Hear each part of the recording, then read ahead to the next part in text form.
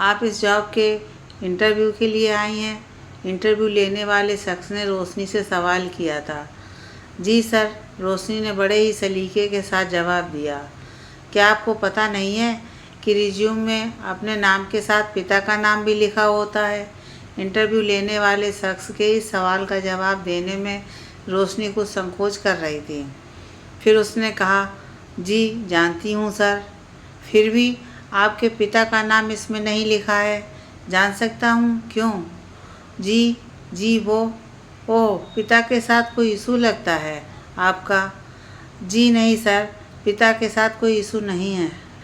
तो फिर आपके रिज्यूम में पिता का नाम क्यों नहीं है? जी वो मुझे मेरे पिता का नाम नहीं पता है। इस बार इंटरव्यू लेने वाले शख्स ने रोशनी को देखते हुए पूछा। मतलब? अब तक संकोच कर रही रोशनी ने इस सवाल का जवाब एकदम सटीक दिया और कहा, क्योंकि मेरी माँ वेश्या थी, इसलिए मुझे मेरे पिता का नाम नहीं पता है। इस बार इंटरव्यू लेने वाला शख्स चौंक जाता है और बड़े गौर से रोशनी को देखता है। फिर सवाल करता है, और तुम यहाँ नौकरी करने आई हो? हाँ, कुछ साल मैंने भी वही काम किया जो मेरी माँ किया करती थी, पर अब मैं यह नौकरी करना चाहती हूँ। मेरे पास आपके लिए कोई नौकरी नहीं है। इंटरव्यू लेने वाले शख्स ने रोशनी की फाइल उसकी ओर लगभग फेंकते हुए कहा। उसके इस व्यवहार में एक तिरस्कार की भावना स्पष्ट नजर आ रही थी। रोशनी ने अपनी फाइल उठाई और एक बार मुस्कुराते हुए उसने कहा, मेरे सच को सुनने के बाद मुझे आपसे बिल्कुल इसी व्यवहार की उम्मीद थी। फिर भी मुझे एक बार मौका देने के लिए थैंक यू सर। रोशनी ने अपनी फाइल को सलीके से जमाया और बैग लेकर वहाँ से उठकर चलने लगी। अभी वो गेट तक ही पहुँची थी कि उस इंटरव्यू लेने वाले शख्स ने उसे रोका और कहा, एक मिनट, एक शर्त पर तुम्हें यह जॉब मिल सकता है। रोशनी ने तुरंत कहा, मैं जानती हूँ सर कि आपकी शर्त क्या है, पर जिस दलदल से निकलकर मैं आई हूँ उस दलदल में फिर से उतरना नहीं चाहती हूँ। यहाँ नहीं सही, पर कहीं तो सिर्फ मेरी शिक्षा, मेरी मेहनत के बल पर मुझे नौकरी मिलेगी ही, जिस्म बेचकर मैं खुद को साबित नहीं करना चाहती हूँ। सर, मैं अपनी मेहनत से सफल होना चाहती हूँ। यह बात बोलते हुए उसकी आंखों में एक आत्मविश्वास नज़र आ रहा था। उसने एक बार फिर उस इंटरव्यू लेने वाले शख्स को थैंक यू कहा और वहाँ से चली गई। उस ऑफिस की सीढ़ियाँ उतरते हुए रोशनी कुछ मायूस हो गई थी। उसके मन में सवालों का तूफान मचल रहा था। उसे ऐसा लग रहा था कि उसे अपनी ज़िंदगी के सबसे बड़े सच से नफ़रत है। यह उसकी ज़िंदगी का वो हिस्सा है जिसे वो चाहकर भी नहीं बदल सकती और ना ही किसी से छिपा सकती है। उसकी ज़िंदगी का ये अतीत कभी न कभी उसके वर्तमान को प्रभावित करेगा ही। ऐसी ही कई बातों को सोचते हुए रोशनी अब अपने घर पहुंच गई थी। उसने अपना बैग, जॉब के लिए तैयार की फाइल को टेबल पर रखा और पानी का एक गिलास भरकर पास रखी कुर्सी पर बैठ गई थी। बहते आंसुओं के बीच रोशनी का मन जिंदगी के किताब के पन्नों को पलटने लग गया था। पूरे क्षेत्र में वो आंटी के नाम से ही मशहूर थी। भारी भरकम शरीर, भारी आवाज़ और चेहरे पर दिखने वाला रौब। आंटी का किरदार ही कुछ ऐसा था कि कोई भी उनके सामने बोलने से पहले डरता था।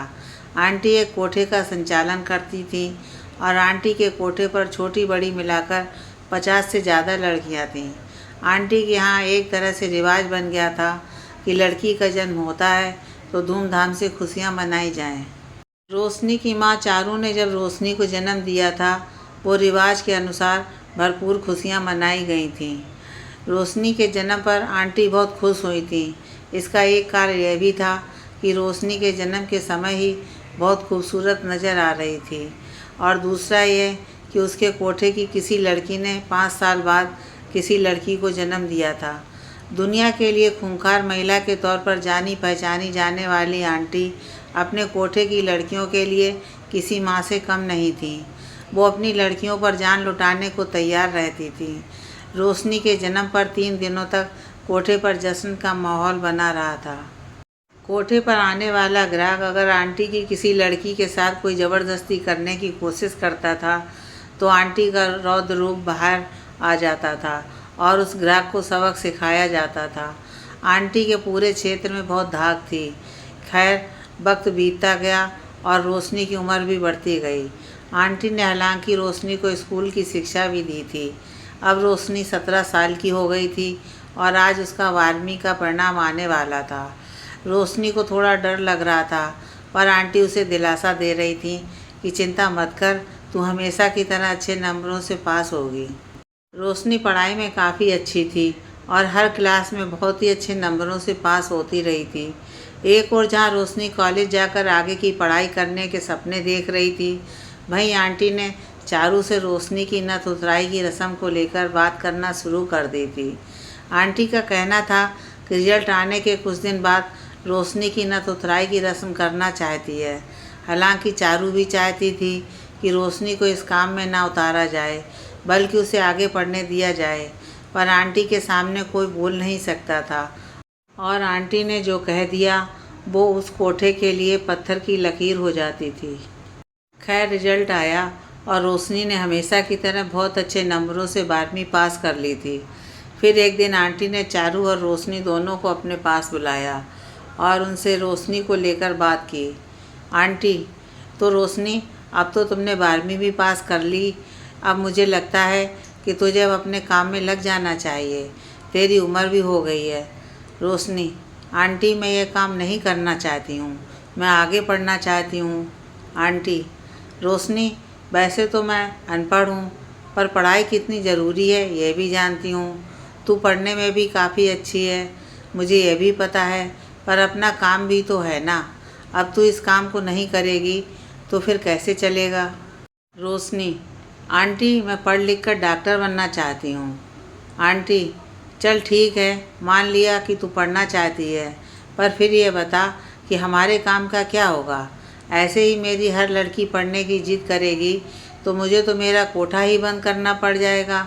आज तू पढ़ने की जिद करेगी, कल फिर कोई और, फिर कोई और, ऐसे में तो मेरा पूरा काम ही खराब हो जाएगा।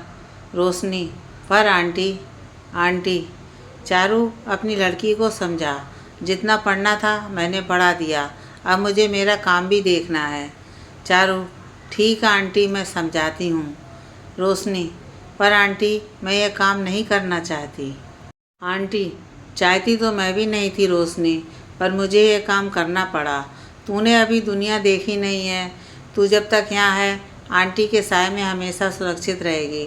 बाहरी दुनिया में जानवरों की कमी नहीं है, यहाँ भी ना जाने कितने ही जानवर आते हैं अपनी हवस की भूख मिटाने के लिए, पर मजाल है किसी की मेरी किसी बेटी को मेरी और उसकी इजाज़त के बिना हाथ लगा दे। बाहर की दुनिया में लोग तो गिद्ध की तरह नोचने के लिए बैठे हैं। फिर तू पढ़ लिख भी लेगी तो तुझसे शादी कौन करेगा। तू ठहरी एक वेश्या की बेटी, जिसका कोई हाथ नहीं थामता। दुनिया में लोगों के जितने उजले चेहरे हैं, दिल उतने ही काले हैं। रोशनी, पर आंटी, मैं पढ़ लूँगी तो मेरी ज़िंदगी बन सकती है, समाज में इज्जत के साथ रह सकती हूँ। आंटी, बेटी, तुझे एक कड़वी सच्चाई बता रही हूँ, हम और तुम जाने अनजाने ही सही जिस दुनिया से जुड़ चुके हैं, उस दुनिया में औरतों की कोई इज्जत नहीं करता। ये एक ऐसा दाग है जिसे ना तो किसी पानी से साफ किया जा सकता है और ना ही इसे कभी मिटाया जा सकता है। हमारी दुनिया में औरतों को सिर्फ एक जिस्म पर समझा जाता है। तू इस दुनिया से बाहर भी निकल गई तो भी इस दुनिया का साया तेरा पीछा नहीं छोड़ने वाला है, और इस साए के कारण हर पल तुझे तेरे जिस्म पर भूखे भेड़ियों की नज़र का आभास होता रहेगा। तेरे नाम के साथ तेरे बाप का नाम नहीं है, पर तेरे नाम के साथ कोठा शब्द जुड़ा है, और यह तुझे कभी भी चैन से जीने नहीं देगा। जब तक तेरे पास तेरा ये सुंदर शरीर है, तब तक लोग तेरे आगे पीछे घूमेंगे, और जब इसकी सुंदरता चली जाएगी तो तुझे कोई देखने के लिए भी नहीं आएगा। रोशनी, पर आंटी, बेटी, मैं तेरा बुरा नहीं चाहती हूँ, पर तू चाहे या ना चाहे, पर यह कोठा ही तेरी दुनिया है। हमारी किस्मत में बस यही लिखा है, उसके अलावा ना तू कुछ कर पाएगी और ना ही मैं। इसलिए जिद छोड़ और अपने काम में मन लगाने की कोशिश कर। जा चारू, रोशनी को ले जा और इसे समझा। इसके बाद रोशनी और चारू वहाँ से चली जाती हैं। इधर आंटी मन ही मन कहती हैं कि रोशनी, मुझे माफ़ कर दे, पर तेरा जितना ख्याल मैं इस कोठे पर रख सकती हूँ उतना इस कोठे के बाहर की दुनिया में नहीं रख पाऊँगी। तू भी मेरी बेटी है और कोई भी माँ अपनी बेटी को भूखे भेड़ियों के सामने नोचने के लिए नहीं फेंक सकती। मैं हूँ उन भेड़ियों के दांतों को तोड़ने के लिए, पर बाहर मैं नहीं आ सकती हूँ। कुछ ही दिन बीते थे कि आंटी के कहने के बाद वो दिन भी आ गया जब रोशनी की नत उतराई होनी थी। ये वो रस्म होती है जिसमें कोई लड़की पहली बार किसी मर्द के साथ सोने के लिए जाती है। आज यह रस्म रोशनी के साथ निभाई जाने वाली थी। रोशनी ऐसे भी बहुत खूबसूरत थी, फिर आज उसे काफ़ी अच्छे से सजाया गया था। कोठे के कुछ निश्चित ग्राहकों के अलावा कुछ बड़े लोग भी आज कोठे पर आए थे। नथ उतारने से पहले यहाँ बोली लगाने का रिवाज है। जिसकी बोली सबसे ज़्यादा होगी, बोली लगाने वाला इंसान लड़की के साथ पहली बार जिस्मानी संबंध बनाता है। रोशनी को ना चाहते हुए भी इस काम में उतरना पड़ रहा था। एक और वह अंदर से दुखी थी और दूसरी ओर उसके मन में डर भी था। इस कशमकश के बीच आखिर उसकी बोली तय हो गई। उसकी खूबसूरती और उसकी उम्र को देखते हुए उसकी बोली 5 लाख पर ख़त्म हुई थी। आंटी बहुत खुश नज़र आ रही थी। पूरी बोली के दौरान एक बार भी रोशनी ने अपनी गर्दन नहीं उठाई थी, पर जैसे ही बोली ख़त्म हुई उसने एक नज़र बोली लगाने वाले को देखा। वो करीब 45 साल का आदमी था। उसके चेहरे पर ऐसे भाव नज़र आ रहे थे कि जैसे उसने क्रिकेट का वर्ल्ड कप जीत लिया हो। उस 45 साल के आदमी को देखकर रोशनी की आंखों में आंसू आ गए थे और वो बेचारी सी नज़रों से चारू की ओर देख रही थी। चारू ने भी रोशनी को देखा, पर नज़रों के साथ साथ उसने भी अपनी गर्दन झुका ली थी। उसकी मजबूरी थी, उसके चेहरे पर साफ नज़र आ रही थी। भाई रोशनी भी अपनी किस्मत को कोस रही थी और बेबसी पर आंसू बहा रही थी। इसी बीच आंटी की आवाज़ गूंजी, जाओ सेठ, आज ये लड़की तुम्हारी है। ना चाहते हुए भी रोशनी को उस आदमी के साथ कमरे में जाना पड़ा। उस आदमी के साथ कमरे में जाते हुए रोशनी का हर कदम उसे इतना भारी लग रहा था कि जैसे उसे बहुत भारी वजन के साथ एक ऊंची पहाड़ी चढ़ने को कह दिया गया हो। खैर, रोशनी के पास अपने हालातों से समझौता करने के सिवाय कोई चारा नहीं था, तो वो उस कमरे में दाखिल हो गई थी। उसके कमरे में आते ही उसे 45 साल के आदमी ने दरवाज़ा अंदर से बंद कर लिया और फिर रात भर वो जैसे चाहे वैसे रोशनी के जिस्म के साथ खेलता रहा और पूरी रात रोशनी की आंखों से आंसू बहते रहे। दूसरी ओर चारू भी पूरी रात सो न सकी थी। सोती भी कैसे, वो इन सब बातों का एहसास कर चुकी थी और उसे पता था कि यह काम करने के दौरान कैसे मन खुद को धिक्कारता है और जिस्म को नुचने का एहसास क्या होता है। उसकी रात भी बेचैनी में कटी थी। आखिर सुबह हुई और वह आदमी अपने कपड़े ठीक करते हुए बाहर निकलने लगा। उसने रोशनी को देखा जो कि पलंग के एक कोने पर खुद को समेटे बैठी थी। वह उसकी ओर गया और एक 10,000 रुपये उसके हाथ में रखे और मुस्कुराते हुए बोला कि सच में तू बहुत अच्छी है। इतना कहने के बाद वो आदमी बाहर निकल गया। उस आदमी के जाते ही चारू कमरे में आ गई।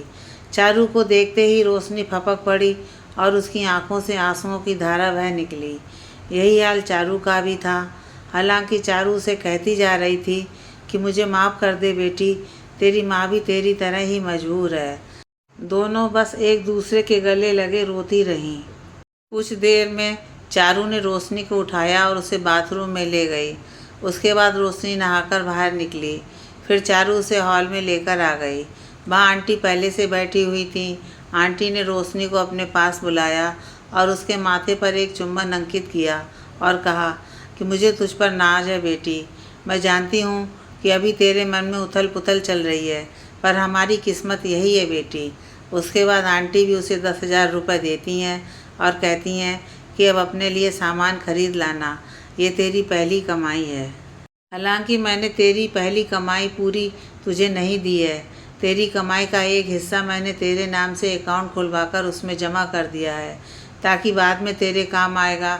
हालांकि आंटी लगातार बोल रही थी, पर रोशनी के लिए बीती रात और आज का दिन अब तक ऐसा था जैसे कि उसे किसी भरपूर उजाले से किसी घनघोर अंधेरे में धकेल दिया हो। उसका मन कर रहा था कि वो चीत्कार कर रोए, पर रोकर हासिल भी क्या होना था। जो होना था वो हो चुका था। इसके बाद चारू उसे अपने साथ फिर से कमरे में ले गई थी। माँ और बेटी के होठों पर एक चिर खामोशी थी, पर फिर चारू के हाथ में रोशनी का हाथ था और वो बस एक सांत्वना भर था।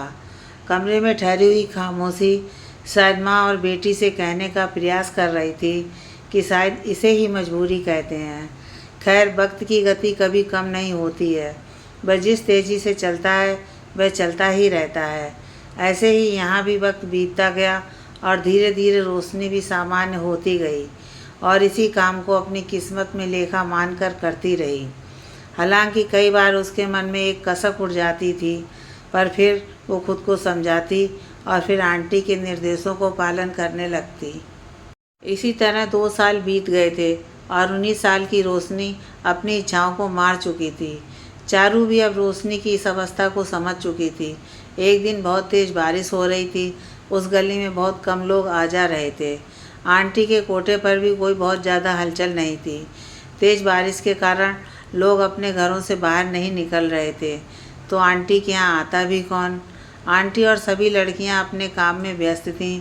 चारू जहाँ अपने कमरे में लेटी हुई थी, वहीं आज रोशनी अपनी पुरानी किताबों के पन्ने पलट रही थी।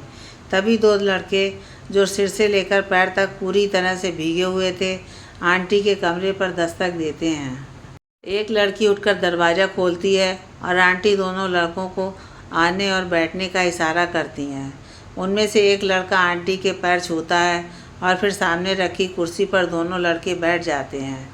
आंटी, बहुत दिनों बाद इधर का चक्कर लगा तेरा सोनू। सोनू, आपकी याद आई तो आ गया आंटी। आंटी, आंटी की याद आई या आंटी की लड़कियों की? सोनू, एक ही बात है आंटी, आ तो गया ना। आंटी, कहाँ था इतने दिनों से? सोनू, आजकल गाड़ियों का काम करता हूँ आंटी, तो अधिकतर समय गाड़ी पर ही रहता हूँ, इस कारण यहाँ आना कम होता है। आंटी, ये कौन है? सोनू, ये मेरा दोस्त है आंटी, निरंजन नाम है इसका। आंटी, इतना सीधा सा बंदा तेरा दोस्त कैसे हो गया? सोनू, सीधा है इसीलिए मेरा दोस्त हो गया आंटी। आंटी, हाँ ये बात भी है। सोनू, वैसे इसके साथ बहुत बुरा हुआ है। यह भी मेरी तरह गाड़ियों पर ही रहता है। कुछ समय पहले इसकी बीवी की मौत हो गई। एक लड़का और एक लड़की है। आंटी, ये तो सब वक्त का खेल है, इसमें आप और हम कुछ नहीं कर सकते। तो तू इसको यहाँ क्यों ले आया? सोनू, मैं आ रहा था तो सोचा इसे भी साथ ले लूँ। यहाँ कहाँ भटकेगा, इधर उधर बारिश भी हो रही थी। आंटी, तो क्या यह नहीं बैठेगा? सोनू, पता नहीं, पूछ लेता हूँ। निरंजन, तू बैठेगा यहाँ? निरंजन कुछ नहीं बोलता। सोनू, एक काम करो आंटी, इसे तो बोतल दे दो और किसी को कंपनी देने के लिए बोल दो। इसका काम तो उससे ही हो जाएगा। तब तक मैं आता हूँ। आंटी, ठीक है, जा। आंटी रोशनी को ही आवाज़ लगाती हैं और निरंजन उसके साथ एक कमरे में चला जाता है। कमरे में जाने के बाद निरंजन बोतल से अपना पैक बनाता है और पीने लगता है। इधर रोशनी उसे देखती है। कुछ वक्त बीत जाने के बाद भी निरंजन सिर्फ शराब पीता रहता है। रोशनी, आप सिर्फ पीने के लिए आए हैं, तो मैं अपना काम कर लूं? निरंजन उसकी ओर गौर से देखता है और फिर कहता है, हाँ आप अपना काम कर लो। रोशनी फिर उठती है और अपनी पुरानी किताबों को व्यवस्थित करने में लग जाती है। निरंजन उसे किताबों के साथ देखता है तो उससे बात करता है। निरंजन, तुम पढ़ती भी हो? रोशनी, पढ़ती थी, जब से आंटी ने इस काम में उतारा है पढ़ाई बंद हो गई है। निरंजन, कहाँ तक पढ़ी हो? रोशनी, 12वीं पास की है। निरंजन, अच्छा देख सकता हूँ? रोशनी अपने सारे डॉक्यूमेंट की फ़ाइल उसके आगे कर देती है। निरंजन उस फाइल को बड़े ही गौर से देखता है। निरंजन, तुम तो पढ़ने में बहुत अच्छी रही हो, फिर ये काम? रोशनी, किस्मत है बाबू। निरंजन, कहाँ से हो तुम? रोशनी, यहीं की हूँ बाबू, यहीं पैदा हुई हूँ, यहीं मर जाऊँगी। निरंजन, ओ तो तुम्हारी माँ यहाँ थी? रोशनी, हाँ। निरंजन, तुमने आगे पढ़ने की कोशिश नहीं की? रोशनी, कोठे वाली किस्मत में पढ़ाई नहीं, सिर्फ कोठा और रात होती है बाबू। निरंजन, पर फिर भी तुम्हें कोशिश तो करनी चाहिए थी। रोशनी, आंटी से बात की थी, आंटी ने मना कर दिया। आंटी के सामने किसी की बोलने की हिम्मत नहीं है और बाहर से हमें कोई मदद मिल नहीं सकती है। निरंजन, किसी से तो बोला होता, शायद वो कुछ मदद करता। रोशनी, यहाँ आने वाले लोग मदद के बदले भी इस शरीर को नोचना ही चाहेंगे बाबू। यहाँ आने वाले लोग इंसान के रूप में भेड़िए होते हैं। निरंजन, पर क्या ज़रूरी है कि यहाँ कभी कोई इंसान आया ही नहीं है। रोशनी, आज तक तो देखा नहीं है। जो आता है अपनी भूख मिटाता है और चला जाता है। यहाँ की हर लड़की उसके लिए एक जिस्म से ज़्यादा कुछ नहीं होती। तभी सोनू निरंजन को आवाज़ लगा देता है और निरंजन भी उसकी आवाज़ के साथ ही अपना आखिरी पैक ख़त्म करता है और चलने लगता है। कमरे से बाहर निकलने से पहले वो रोशनी को कुछ रुपए देता है। निरंजन, ये रख लो, तुम्हारे काम आएंगे। रोशनी, पर आप ये क्यों दे रहे? निरंजन, तुम्हारा वक्त तो लिया है, हालांकि वक्त की कोई कीमत नहीं होती, फिर भी तुम्हारे वक्त के लिए फ़िलहाल इतना तो दे ही सकता हूँ। सोनू, अरे चलेगा या पूरी बोतल ही ख़त्म करेगा? निरंजन, आ गया हूँ भाई, चल अब चलकर खाना खाते हैं। आंटी, अब कब आएगा सोनू? सोनू, अभी कुछ दिन तक तो यहीं हूँ आंटी, तो अभी तो आता रहूँगा। आंटी, ठीक है, और ये? सोनू, इसका क्या है आंटी, ये तो सिर्फ बोतल का शौकीन है, कहीं भी पी सकता है। हाँ, मैं आया तो इसे भी ले आऊँगा ही, क्योंकि ये मेरा सबसे अच्छा दोस्त है। आंटी, ठीक है, आते रहना। सोनू और निरंजन चले जाते हैं और रोशनी फिर अपने कमरे में बैठकर अपनी किताबों को पढ़ने लगती है। 2 दिन के बाद सोनू और निरंजन फिर से आते हैं। सोनू जहाँ दूसरे कमरे में चला जाता है और निरंजन आंटी से बात करके रोशनी के कमरे में चला जाता है। आज दोनों के बीच बहुत ज़्यादा बातचीत नहीं हुई है, पर निरंजन उसे अपने बारे में कुछ बातें बताता है, फिर समय होने पर वापस चला जाता है। अब अक्सर सोनू और निरंजन आते थे और निरंजन रोशनी के साथ समय बिताता था। अब लगभग 3 महीने बीत गए थे और अब निरंजन अकेला आ रहा था। एक दिन निरंजन जब अकेला ही आया था और रोशनी से बातें कर रहा था, तो उसने रोशनी से कुछ खास बात करने का मन बनाया। निरंजन, रोशनी, मैं तुमसे कुछ बात करना चाहता हूँ।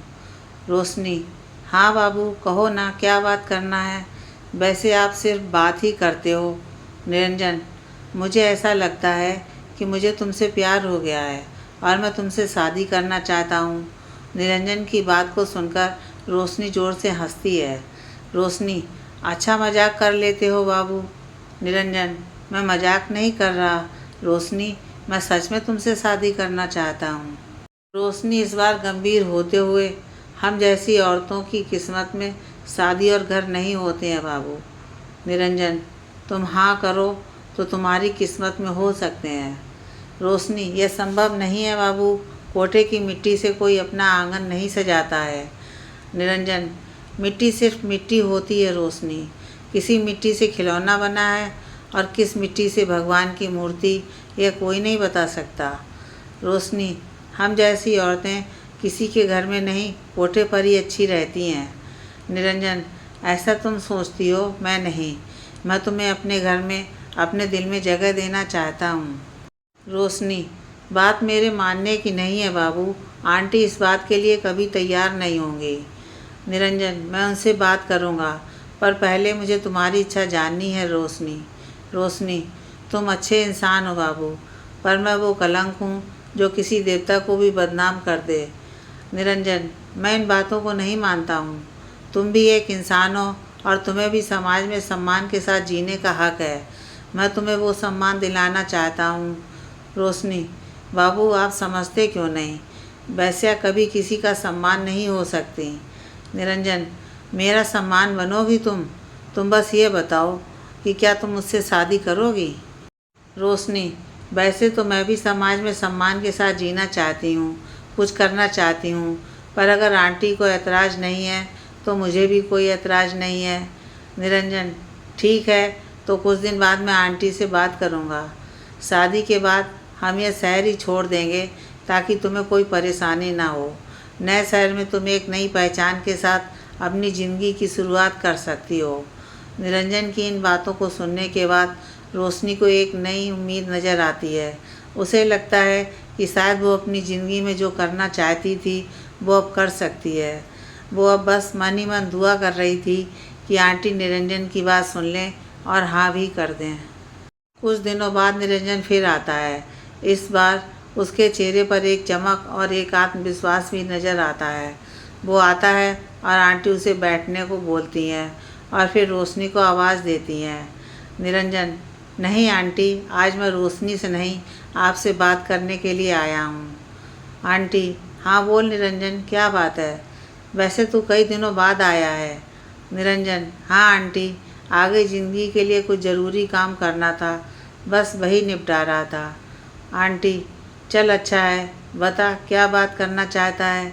निरंजन, सबसे पहले तो ये कहना चाहूँगा कि मेरी बात सुनकर आप नाराज़ मत होना और एक बार मेरी बात पर गौर ज़रूर करना। आंटी, पहले बात तो बता। निरंजन, आंटी, अगर आपकी इजाज़त और आशीर्वाद मिले तो मैं रोशनी से शादी करना चाहता हूँ और उसे एक नई ज़िंदगी देना चाहता हूँ। आंटी, तू जानता है तू क्या कह रहा है? बोलने से पहले सोचता भी है या नहीं? निरंजन, हाँ आंटी, जो बोल रहा हूँ बहुत सोच समझ कर बोल रहा हूँ। आंटी, पर क्या रोशनी शादी के लिए तैयार है? निरंजन, हाँ आंटी, मैंने उससे बात की थी। उसका कहना था कि यदि आप इजाज़त दें तो उसे कोई परेशानी नहीं है। आंटी, अगर उसे ऐतराज़ नहीं है तो मुझे क्या ऐतराज़ होगा? आज आंटी एक अलग रूप में सभी के सामने आने वाली थी। आंटी के साथ सालों से रह रही लड़कियों को इस बात का अंदाज़ा भी नहीं होगा कि आंटी का एक रूप यह भी है जो आज उन्हें देखने को मिला है। निरंजन से बात हो जाने के बाद आंटी सभी लड़कियों को हाल में बुला लिया था। निरंजन अब तक वहीं बैठा हुआ था और आंटी ने हाथ पकड़कर रोशनी को अपने पास बैठाया और फिर उसके माथे को चूम लिया। आंटी, आज तेरे कारण मेरा एक सपना पूरा होने वाला है। मैंने अपनी ज़िंदगी में सिर्फ सोच में ही इस सपने को कई बार जिया है, पर तेरे कारण मैं इसे हकीकत में बदलने वाली हूँ। रोशनी, कौन सा सपना आंटी? आंटी, अपनी बेटी के कन्यादान का सपना। जिस ज़िंदगी को हम जी रहे हैं उसमें मैं शायद इस सपने को कभी पूरा कर सकती थी, क्योंकि कोई भी व्यक्ति हम जैसी औरतों को अपना जीवन साथी नहीं बनाता है। भला हो इस आदमी का जिसने इतना बड़ा फैसला लिया है और तुझे अपने जीवन साथी के रूप में चुना है। कहने को मेरी इतनी बेटियां हैं, पर आज सिर्फ एक बेटी के विदा होने की खबर ने ही मेरे दिल को कमज़ोर बना दिया है। मुझे समझ नहीं आ रहा है कि मुझे इस समय खुश होना चाहिए या रोना चाहिए। खुश इसलिए कि कम से कम मेरी एक बेटी को तो अच्छा जीवन मिलने वाला है, और रोना इसलिए कि मेरी एक बेटी हमेशा के लिए मुझसे दूर हो जाएगी। पर तेरा जीवन बनेगा, इसलिए मैं रोऊंगी नहीं बल्कि खुशियाँ मनाऊंगी। फिर आंटी सभी लड़कियों से कहती है कि अब 7 दिन तक सभी की छुट्टी। अगले 7 दिन तक यहाँ सिर्फ शादी की तैयारियाँ होंगी। शादी की हर छोटी से छोटी और बड़ी रस्म निभाई जाएगी। आखिर आंटी की बेटी की शादी है, शादी में कोई कमी नहीं होना चाहिए। हालांकि निरंजन इस बात के लिए इनकार करता है, पर आंटी निरंजन से कहती हैं कि ऐसा मौका उसे दोबारा मिले या ना मिले, इसलिए इस शादी में वो अपने हर अरमान को पूरा करेगी। पूरे 7 दिनों तक शादी के माहौल के बीच रोशनी अब एक नई दुनिया में खो जाती है। वो निरंजन के साथ एक सुखी जीवन के सपने बुनने लगती है। इधर चारू भी अपनी बेटी की बदलती ज़िंदगी के लिए हर रोज़ दुआ कर रही थी। कोठे पर रहने वाली हर लड़की रोशनी की किस्मत पर नाच कर रही थी और शादी की तैयारियों में व्यस्त थी।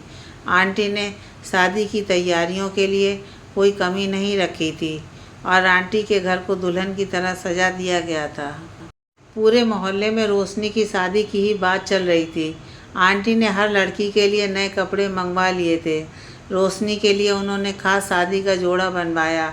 जेवरात की भी कोई कमी नहीं रखी थी। रोशनी को बेटी की ही तरह विदा करना चाह रही थी, इसलिए रोशनी के हर काम को वो खुद देख रही थी। आखिर 7वें दिन निरंजन अपनी बारात लेकर आया और आंटी के घर पर ही दोनों की शादी हुई और बहुत ही धूमधाम से आंटी ने रोशनी को निरंजन के साथ एक सुखी संसार के लिए विदा कर दिया था।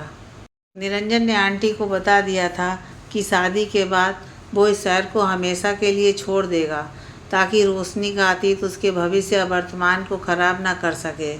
रोशनी को विदा करते हुए आंटी की आंखों से आंसू रुकने का नाम नहीं ले रहे थे। उधर चारू भी अपनी बेटी को विदा करने के बाद खुद को संभाल नहीं पा रही थी। वहीं रोशनी के लिए एक और अच्छे जीवन की शुरुआत की खुशी थी तो दूसरी ओर अपनों से बिछड़ने का गम। उसकी आंखों से आंसू छलक रहा था।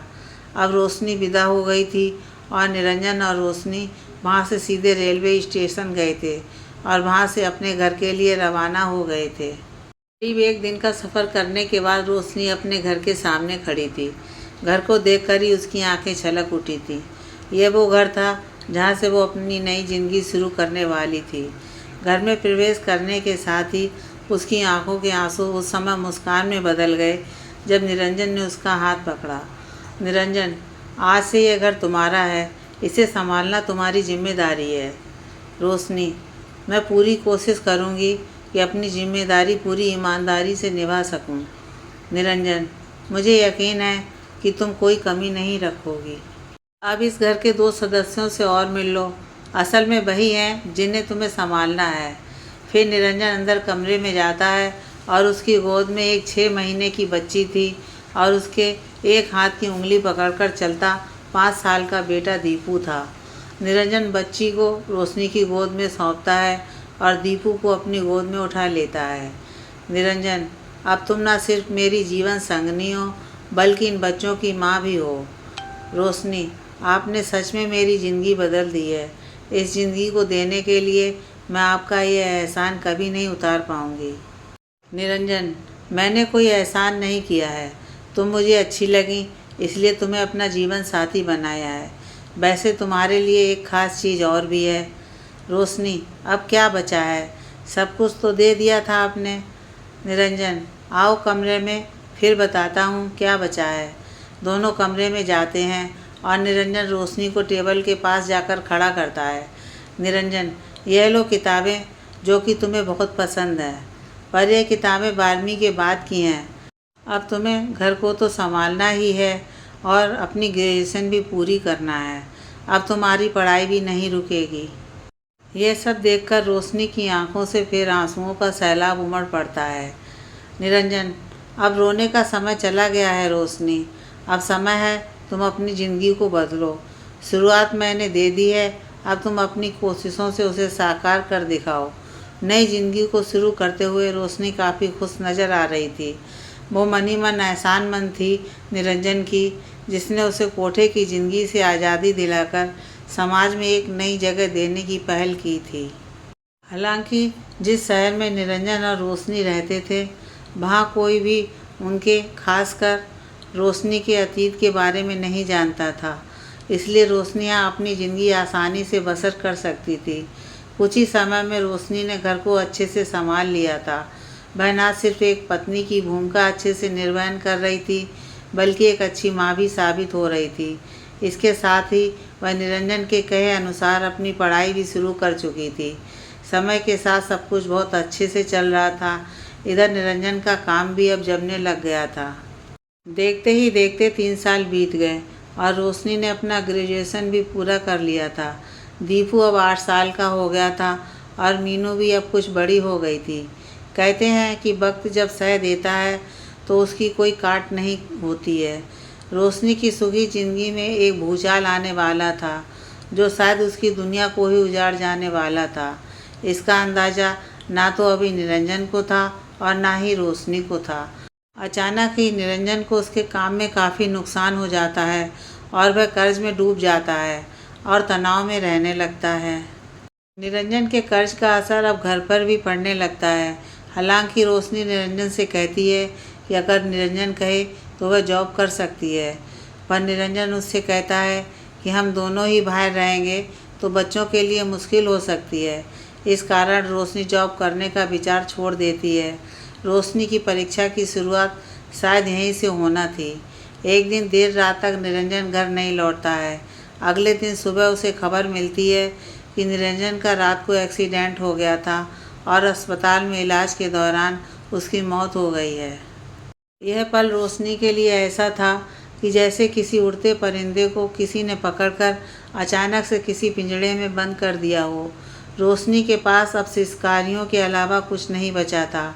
निरंजन उसकी ताकत था और आज वो भी उससे छिन गई थी। 2 छोटे बच्चे, उनकी ज़िंदगी की जिम्मेदारी अब रोशनी को किसी पहाड़ से कम नज़र नहीं आ रही थी।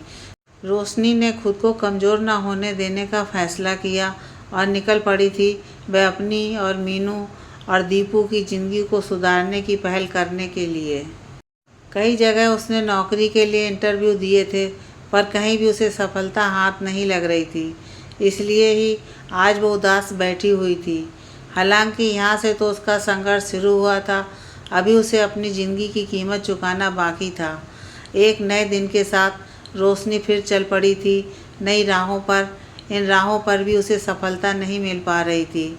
हर दिन वो एक नई उम्मीद लेकर संघर्ष की राह पर चलती थी, पर उसे मंजिल नसीब नहीं हो रही थी। अब तक 3 महीने बीत चुके थे और अब घर में रोटी का संकट भी खड़ा हो चला था। उसके मन में बार बार ख्याल आ रहा था कि वो एक बार आंटी को फ़ोन करे और उनसे कुछ मदद मांगे, पर उसका ज़मीर अब उसे इस बात के लिए गवारा नहीं कर रहा था। बच्चों की भूख उसे लाचार बना रही थी। अब उसके सामने एक परेशानी और आकर खड़ी हो रही थी, और वह थी एक अकेली औरत होने की। कहीं भी आते जाते उसे अब फप्तियाँ सुनने को मिलती थी और वह हर रोज़ लोगों की आंखों से खुद का बलात्कार होते हुए महसूस कर रही थी। यह सब उसे एक बार फिर उसके अतीत की याद दिलाता था, जहाँ उसके चारों तरफ सिर्फ हवस के भेड़िए ही हुआ करते थे। आज उसे आंटी की वो बात याद आ रही थी कि बेटी, तू जितनी सुरक्षित यहाँ है उतनी सुरक्षित तू बाहर की दुनिया में नहीं रह सकती। एक ओर खुद को सुरक्षित रखने की जद्दोजहद थी, तो दूसरी ओर बच्चों की भूख रोशनी का कलेजा छलनी किए जा रही थी। उसने एक बार को सोचा कि वो फिर से उसी दलदल में उतर जाए, पर फिर उसे निरंजन का ख्याल आया, जो उसे समाज में एक स्थान दिलाने के लिए अपने साथ उसे ले आया था। कपड़ों की सिलाई, लोगों के घरों पर झाड़ू पोंछा कर रोशनी बच्चों की भूख मिटाती है। अपने घर और बच्चों के लिए रोशनी हर वो काम करती है जो उसने कभी सोचा भी नहीं था। बहुत संघर्षों के साथ वह बच्चों को बड़ा करती है। इस दौरान कई बार उसे पुराने काम की बात याद आती है कि वह फिर से उसी काम को करे तो उसे ज़्यादा रुपए मिल जाएंगे और बच्चों को वो अच्छा जीवन दे सकती है। पर कई बार सोचने के बाद भी उसके दिमाग में निरंजन और अपनी माँ चारू का चेहरा याद आ जाता था। उसे चारू की बात याद आती है जो चारू ने शादी से 2 दिन पहले रोशनी से कही थी। चारू ने रोशनी से कहा था कि बेटी, हम औरतों के लिए 3 दहलीज होती हैं। किसी भी दहलीज को अगर कोई भी औरत लांघती है तो उसके परिणाम कई बार बहुत घातक होते हैं। पहली दहलीज होती है पिता के घर की दहलीज। यह दहलीज कोई भी लड़की शादी के समय ही लांघे तो बहुत अच्छा माना जाता है, पर उसके पहले दहलीज लांघने वाली लड़की को बाहर की दुनिया जीने नहीं देती। दूसरी दहलीज होती है उसके पति के घर की दहलीज। इस दहलीज से न सिर्फ पति का मान सम्मान जुड़ा होता है, बल्कि लड़की खुद भी जुड़ी होती है, एक दहलीज होती है। तीसरी है हमारी देह की दहलीज। इस दहलीज को लांघने वाली औरत कभी फिर किसी दहलीज को लांघने के लायक नहीं होती हैं। मजबूरी में हम सभी ने इस देह की दहलीज को लांघ दिया है। आज तुझे मौका मिला है कि देह की दहलीज को लांघने के बाद भी तुझे पति के घर की दहलीज को लांघने का। इसलिए किसी भी हाल में अब कोशिश करना कि पति की दहलीज को लांघने के बाद तुझे फिर कभी देह की दहलीज को लांघना ना पड़े, क्योंकि हमारा अतीत हमारी परछाई की तरह हमारे साथ ही रहेगा। पर तुझे इस परछाई को खुद पर हावी नहीं होने देना है। तुझ पर अब तीनों दहलीज का सम्मान बनाए रखने की बड़ी जिम्मेदारी होगी और वो तुझे हर हाल में निभाना है। पर वक्त और परिस्थितियां हर मोड़ पर रोशनी को जर्रा जर्रा बिखेर रहे थे। कहते हैं कि एक अकेली औरत बाहरी दुनिया के लिए एक मांस का टुकड़ा होती है जिसे हर कोई खा जाना चाहता है। ऐसा अब रोशनी हर कदम पर महसूस कर रही थी। लाख कोशिशों के बाद भी उसे कोई अच्छी नौकरी नहीं मिल रही थी। एक दिन किराए के मकान को भी उसे खाली करना पड़ गया और एक बहुत छोटे मकान में उसे आसरा लेना पड़ा। हालांकि यहाँ भी उसे चिंता थी कि वक्त पर किराए का भुगतान न करने पर उसे यहाँ से भी जाना पड़ सकता है। कुछ लोगों से छोटी मदद लेकर उसने घर पर सिलाई का काम शुरू किया और फिर कुछ लोगों के घर साफ सफाई का जिम्मा भी ले लिया था। हालांकि इसमें सिर्फ इतनी आमदनी हो पाती थी कि मीनू, दीपू और वो खुद 2 टाइम का खाना खा सके और कमरे का किराया दे सके। फिर भी रोशनी बच्चों की परवरिश के लिए कोई कसर नहीं छोड़ना चाहती थी। अब वो रात भर जागती और कपड़ों की सिलाई करती ताकि दोनों बच्चों को स्कूल भेज सके। दिन उगने से रात होने तक उसकी ज़िंदगी से जद्दोजहद चलती ही रहती थी। दिन भर काम में लगे रहने के कारण उसकी थकान उस पर हावी होने लगी थी और धीरे धीरे उसका काम भी कम होने लगा था। एक बार फिर से रोशनी आर्थिक तंगी से गुजरने लगी थी। खाने के लिए उधार मिलने वाला राशन भी अब बंद हो गया था। अब रोशनी के पास कोई चारा नहीं था कि अब बच्चों की परवरिश के लिए उसे फिर से जिसका सौदा करना ही होगा। राशन की दुकान चलाने वाला और कमरे का किराया लेने वाला कई बार बातों बातों में उसे इस बात की ओर इशारा कर चुके थे।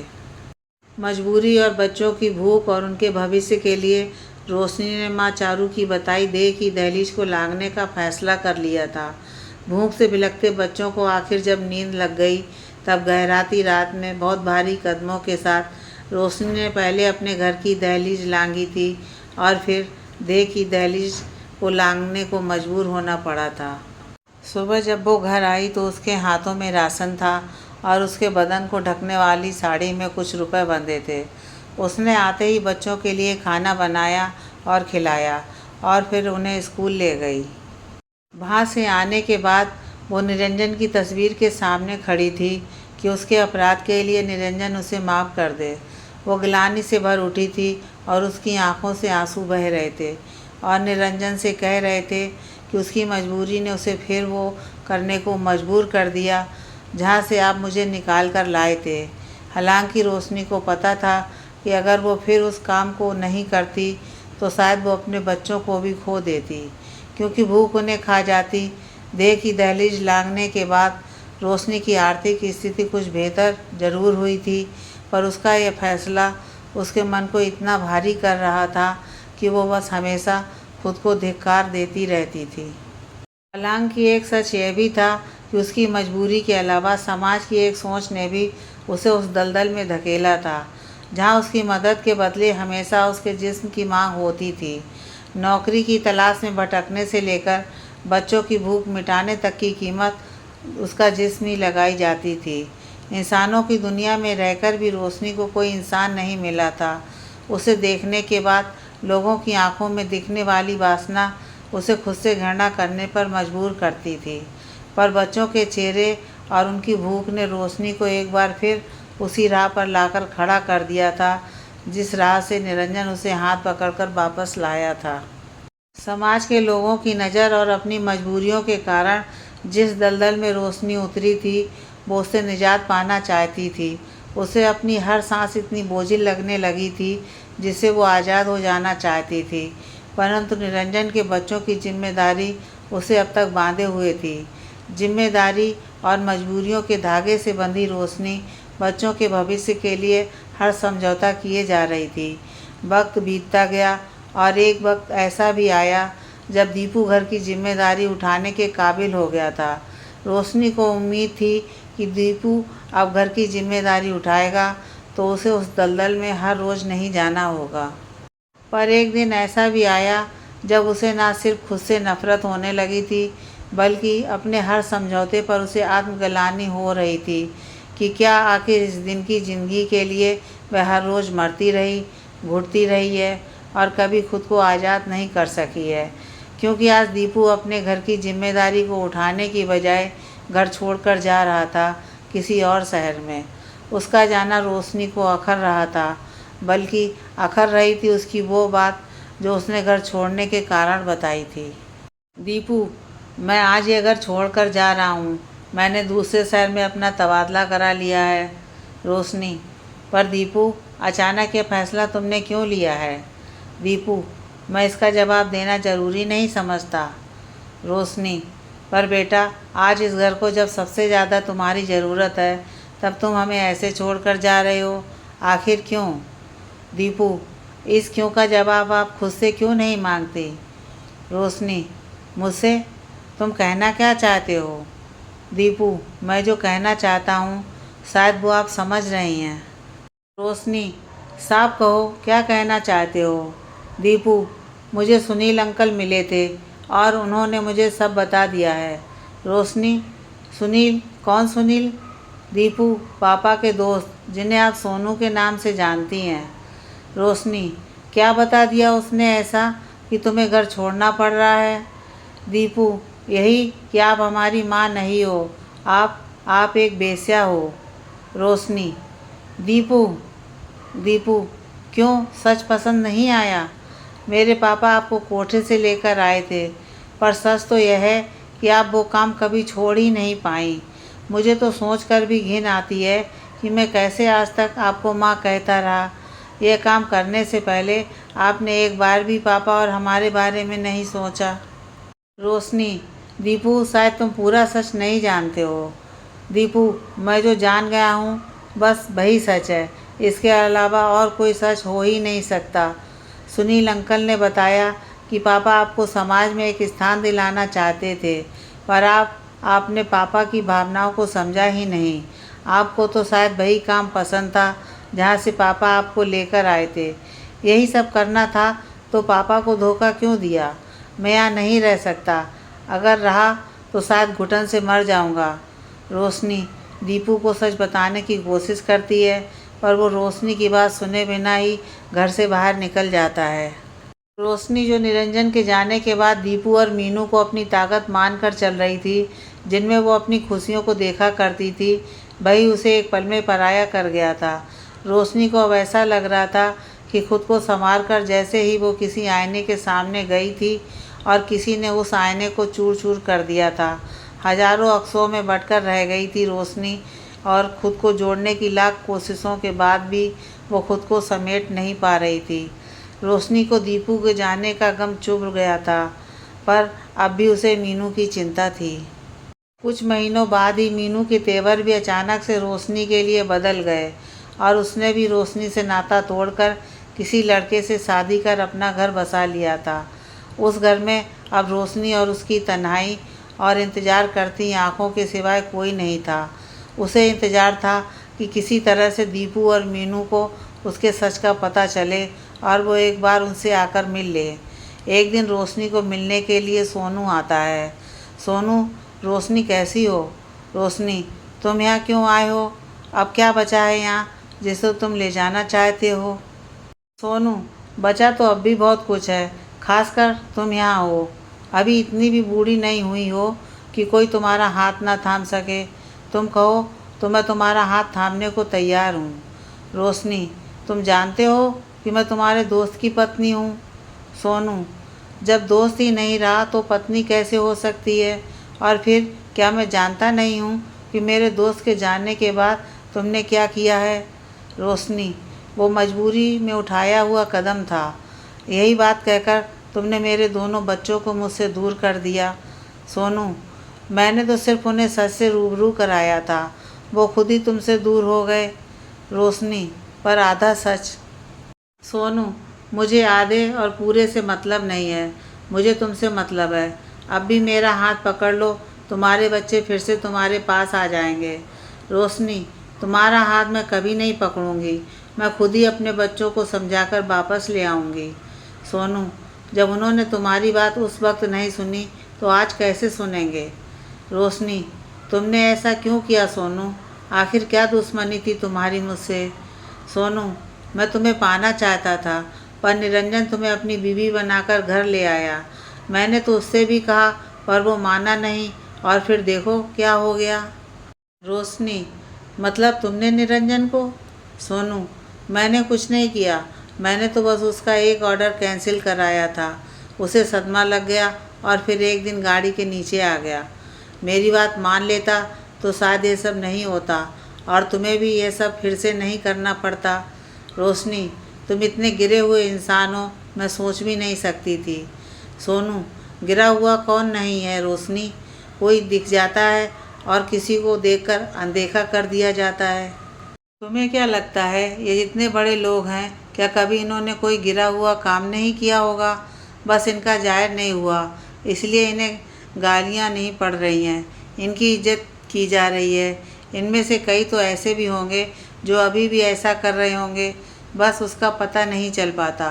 तुम्हें तो इस बात का अच्छे से पता होना चाहिए कि रात के अंधेरे में कैसे सफ़ेद कॉलर के लोग तुम्हारे पास आते थे।